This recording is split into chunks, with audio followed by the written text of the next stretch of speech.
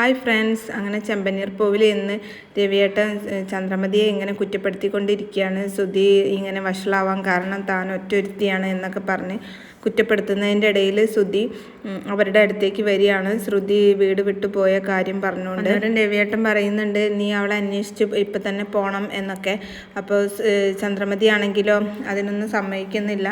നീ അന്വേഷിച്ച് പോയിട്ട് അവളെ വിളിക്കുക പോലും നീ ചെയ്യരുത്, അവളായിട്ട് ഇറങ്ങിപ്പോയതല്ലേ, അവളായിട്ട് തന്നെ തിരിച്ചു വന്നോളും എന്ന് പറഞ്ഞിട്ട് ശ്രുതിയെ വിലക്കുകയാണ്. പിന്നീട് കാണിക്കുന്നത് ശ്രുതി അവളുടെ അമ്മയുടെ അടുത്തേക്കാണ് പോയത്. അമ്മയുടെ മടിയിൽ കിടന്ന് ഒരുപാട് കരയുന്നുണ്ട്. അപ്പോൾ അമ്മ അവളെ ആശ്വസിപ്പിക്കുകയും കുറ്റപ്പെടുത്തുകയൊക്കെ ചെയ്യുന്നുണ്ട്.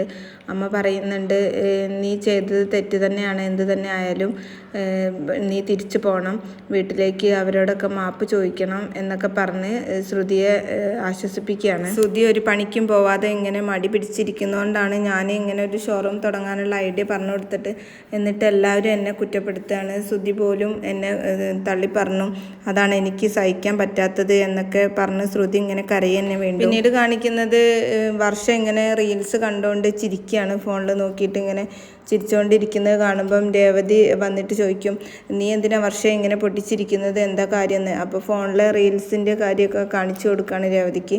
അങ്ങനെ അവർ രണ്ടുപേരും ഇങ്ങനെ ചിരിച്ചുകൊണ്ട് വീഡിയോ ഒക്കെ ഇങ്ങനെ കണ്ടുകൊണ്ടിരിക്കുന്ന സമയത്ത് ചന്ദ്രമതിക്ക് അതൊന്നും കണ്ടിട്ട് സഹിക്കുന്നില്ല. ചന്ദ്രമതി വന്നിട്ട് നല്ല ദേഷ്യപ്പെടുകയാണ്.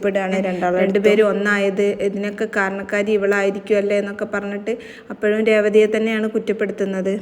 അതിനിടയിലേക്ക് ശ്രുതി കടന്നു വരികയാണ്. എന്നിട്ട് ശ്രുതി പറയുന്നുണ്ട്, അമ്മേ ശ്രുതി പോയിട്ട് ഒരുപാട് നേരമായല്ലോ, അവൾ ഇതുവരെ എന്നെ ഒന്ന് വിളിച്ചിട്ട് പോലും ഇല്ല.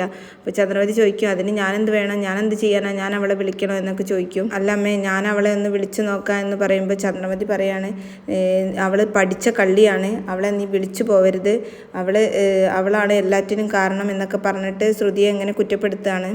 എന്നാൽ ആ സമയത്ത് ശ്രുതി അവരുടെ വീടിൻ്റെ മുന്നിൽ വന്ന് നിൽക്കുന്നത് ചന്ദ്രമതി കാണുന്നില്ല. എന്നാൽ രേവതിയും വർഷയും ആ കാഴ്ച കാണുന്നുണ്ട്. അങ്ങനെ ചന്ദ്രമതി ഇങ്ങനെ കുറ്റപ്പെടുത്തിക്കൊണ്ടിരിക്കുന്ന ഈ സമയത്ത് ശ്രുതി ചന്ദ്രമതിയെ വിളിക്കുകയാണ്, ആൻറ്റി എന്നോട് ക്ഷമിക്കണം എന്നൊക്കെ പറഞ്ഞിട്ട്. എന്നാലോ ചന്ദ്രമതിക്കാണെങ്കിൽ നല്ല ദേഷ്യം വരികയാണ്, അവളോട് ക്ഷമിക്കാനൊന്നും തോന്നുന്നില്ല.